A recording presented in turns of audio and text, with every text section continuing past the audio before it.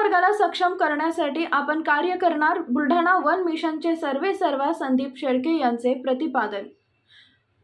खामगाव येथे महिला मेळावा संपन्न।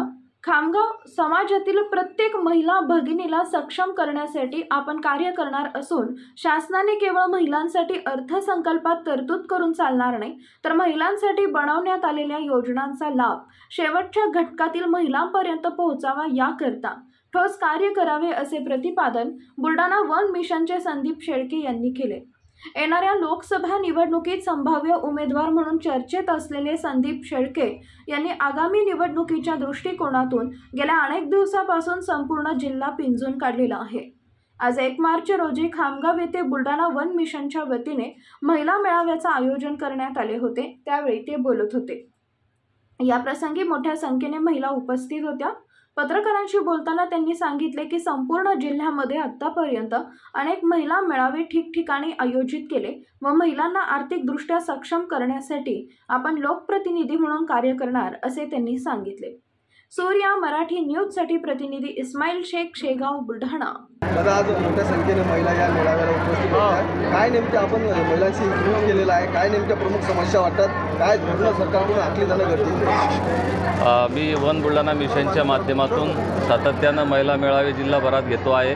आम्ही आजपर्यंत 150 कोटी रुपयांचं वाटप जिल्ह्यातील 40,000 महिलांना केलेलं आहे। मला असं वाटतं की फक्त ज्या वेगवेगळ्या केंद्राच्या आणि राज्याच्या योजना आहेत, अनेक योजना चांगल्या आहेत, पण त्या खऱ्या अर्थानं महिलांपर्यंत पोहोचल्या पाहिजे। फक्त आर्थिक सक्षमीकरण होणार नाही।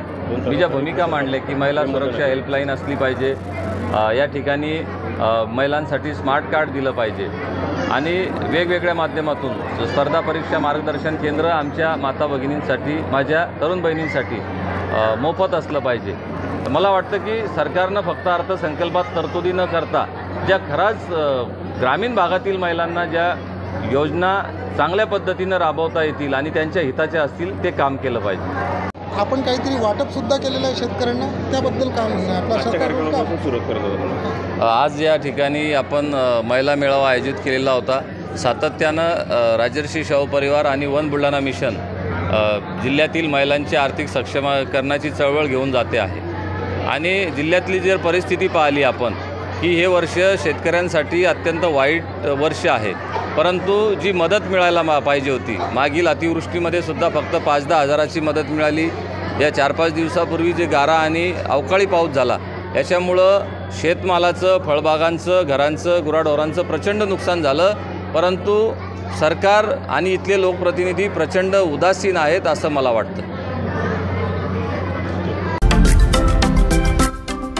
महाराष्ट्रातील महत्त्वाच्या व ताज्या घडामोडी जाणून घेण्यासाठी आजच आमच्या सूर्या मराठी न्यूज चॅनलला सबस्क्राईब करा आणि बेल आयकॉन प्रेस करा।